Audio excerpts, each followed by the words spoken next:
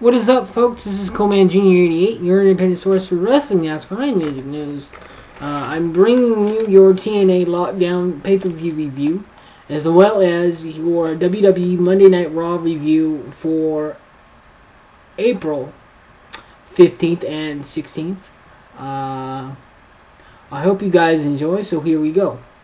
The first match we saw, the first segment we saw, was your Lethal Lockdown match with Team Garrett Bischoff versus Team Eric Bischoff. Garrett Bischoff's team consisted of Mr. Anderson, AJ Styles, Austin Aries, Rob Van Dam, and Garrett Bischoff. The stipulation being that if Garrett Bischoff's team won, Eric Bischoff would not be able to use his last name in any shape, form, or fashion, and not be able to appear on TNA TV. On the opposite spectrum of that, we had the stipulation to which if Eric Bischoff's team won, we had Garrett Bischoff would not be allowed to become a professional wrestler on the active roster of TNA product. Thank goodness, thanks to a guitar shot a la Jeff Jarrett, Garrett Bischoff's team won. So, in the past couple months, we've had the release of possibly one of the worst human beings to ever write a wrestling product in Vince Russo, released from TNA, and now we have the release of Eric Bischoff, at least the character-wise, off of screen. So, hooray for us. Yay, Garrett Bischoff. Thank you. The reason I hate Vince Russo and Eric Bischoff so much is because of basically Bash the Beach 2000, WCW, where Jeff Jarrett, Hulk Hogan, and Vince Russo, basically Vince Russo threw the title to Hulk Hogan, and Jeff Jarrett laid down 1, 2, 3, and that's part of the reason where it went bad. That's not all the reason, but that's a major part of the reason. So thank God that Eric Bischoff and Vince Russo are gone. Thank you very, very much. Moving on, we had segment number 2, tag team title match between Motor City Machine Guns, the challengers, and the champions, Joe and Magnus. Joe and Magnus retained their titles, so they are still TNA tag team title holders. Congratulations to Joe and Magnus. They are very, very strong. That's why they are the title holders. Segment number 3, we had an interview segment with Robbie E and Robbie T. Robbie E saying that Devon was not on the list. He should not be TV title holder, and all this and all that. I want a title match. And so segment number 4 was your actual bonus title match, TV title, Robbie E versus Devon, and I did not write the result down for this one, so I apologize for that. I do not know who won, but segment number 5, we had a Blueprint interview. Matt Morgan saying that he wants to end Crimson's winning streak, and how he hates Crimson, and how he wants to get retribution. So we move on to segment number 6, which was your knockout singles title match, Gail Kim versus Velvet Sky. Velvet Sky unfortunately lost this match, so Gail Kim is still your knockouts title holder. Congratulations to Gail Kim with her lackey, Madison Rain. I don't know who's gonna beat Gail Kim. She's okay looking. She's got good skills, but she's not the greatest in the ring. but I give the TNA Knockouts a lot more credit than I do the WWE Divas, because they do have a lot more action-packed matches. So congratulations to Gail Kim, still your Knockouts singles title holder. Segment number 7, Ric Flair comes out to the ring and does a promo in the steel cage, blaming Hulk Hogan for the loss earlier in the night to Garrett Bischoff's team. Eric Bischoff no longer allowed to use his last name in any shape, form, or fashion, or appear on TNA TV. So he calls Hulk Hogan down, Ric Flair does, and basically says, "I want to face off with you," to which Hulk Hogan says, "If we face off right now, bring down the whole building." And he subsequently either slaps Ric Flair or punks him out, and that incenses Ric Flair, and Hulk Hogan basically backs up the ramp. So yeah, segment number 8 was Crimson versus Blueprint Matt Morgan. Crimson is still your undefeated superstar or wrestler. Crimson is on his past year of undefeated streak now. Joe had an undefeated streak of either 6 or 8 months. I cannot remember which. But congratulations to Crimson, still undefeated past a year now. Segment number 9, Jeff Hardy versus Kurt Angle. The build-up for this match was simply that Kurt Angle hated Jeff Hardy for no apparent reason other than he went into his son's room, Kurt Angle did, and saw a whole bunch of Jeff Hardy merchandise, and he hates the way he paints his face. He hates this, he hates that. No real basis as to the build-up to this match, but it happened anyway, and Jeff Hardy is your winner. Congratulations to Jeff Hardy. He's really built himself up. He's really done well for himself, and I'm happy that he's cleaned his act up. Segment number 10 was your Knockouts Tag Team title match. EY and ODB versus Rosita and Sarita. The newly wedded couple from the previous week, ODB and EY, retain their tag team titles, knockout tag team titles, I mean. So EY and ODB still are your knockouts tag team title holders, and I don't understand why it can't be 2 girls. Why the brass at TNA had to had to make it had to basically make it a guy and a girl, but that's the way it is. And EY and ODB still your tag team knockout title holders. Segment number 11 was Robert Roode versus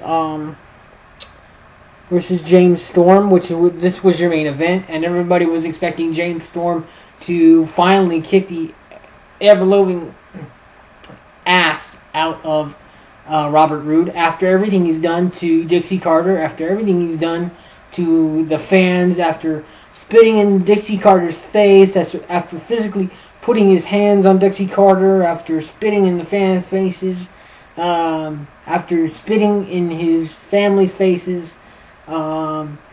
He's a really despicable, disgusting human being inside and outside the ring. In my opinion, this storyline is disgusting. I wish Dixie Carter or somebody would take care of this fool and just strip him of the title, but it is what it is. He's been champion for over 6 months now. No telling on where this is going. We'll have to wait till Thursday on Impact to see what happens for those of us who still watch TNA. So yeah, that's your TNA Lockdown pay-per-view for April 15th, 2012. Moving on to WWE Monday Night Raw, which happened on the 16th of this week, Monday. No DQ match. Hold on, folks. I'm just checking the time here. Yeah, no DQ match. What had happened to build up to this match? Basically, the first week we saw Mark Henry versus CM Punk, and CM Punk got counted out thanks to Mark Henry knocking him out of the ring, and he got a 10 count. And then Chris Jericho came down after insulting his family, his sister, her alleged drug abuse, his father's alcoholism, and he smashed a bottle of the Jack Daniels, 2 bottles of Jack Daniels in CM Punk's the back of his head. So he was counted out after that, and he could not make it back to the ring. So the next week, Mark Henry and CM Punk were scheduled again. Previous to this match, Chris Jericho comes on the Teletron and insults his family again. And CM Punk subsequently says, this is not about the best in the world anymore. This is personal. And you guys should not be airing out my laundry and all this and all that. To which Mark Henry comes down, the match starts, and CM Punk gets intentionally disqualified using a camera from the announce table, and which subsequently sets up this week's match, no DQ, no countout match with Mark Henry. His third attempt, and Mark Henry loses this attempt. CM Punk, you're still your WWE champion going into Extreme Rules, to which Chris Jericho, after the match, comes on the screen and says there will be a Chicago street fight at Extreme Rules on the 29th. So, yay for a Chicago street fight. Segment number 2 was R-Truth and Theodore Long. R-Truth looking for a job for Theodore Long. Dressed up as Sherlock Holmes. They were in the O2 Arena in London, England this week. So R-Truth was just as Sherlock Holmes, and Little Jimmy was Watson. So the subsequent Little Jimmy was Watson. So that's what that segment was about. Segment number 3, Santino Marella versus David Otunga for the U.S. title. Santino Marella, via the Cobra Strike, was able to defend his title. So Santino Marella still your U.S. title holder. Segment number 4 was Lord Tensai interview. It was basically in Japanese, but he's said, "Be afraid of who I am," and all this and all that. I am Japanese now, and it was basically in Japanese, folks. So, yeah. Segment number 5 was the controversial Brock Lesnar interview, where he said that all Cena needs to worry about is the piss running down his leg instead of him. And if he was there the past 8 years, instead of in the UFC, John Cena would be the one to carry his bags in the building. And that's the only reason he's in the spot that he's in. Excuse me. My results page fell. So, yeah. Brock Lesnar, very candid interview.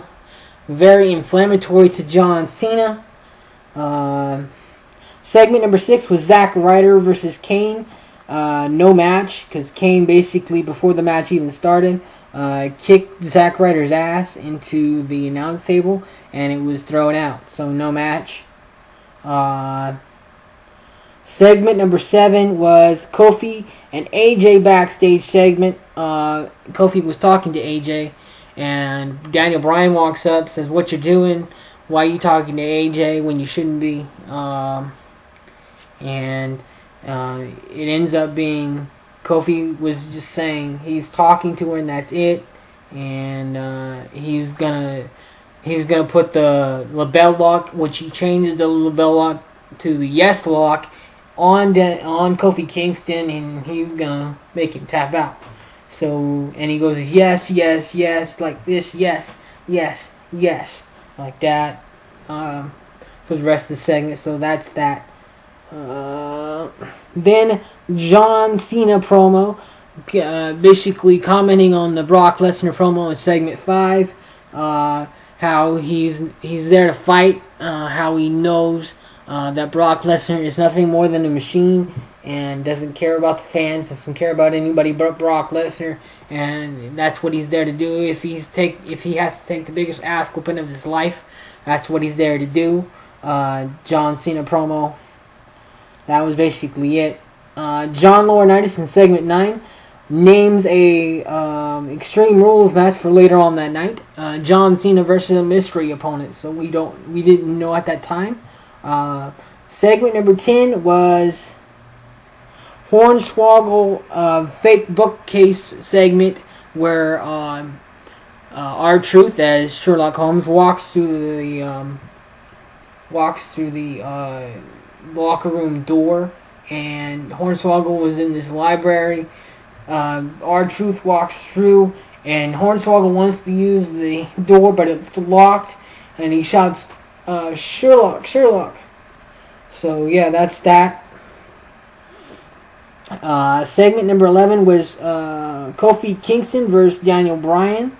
Daniel Bryan wins this match thanks to the Yes Lock.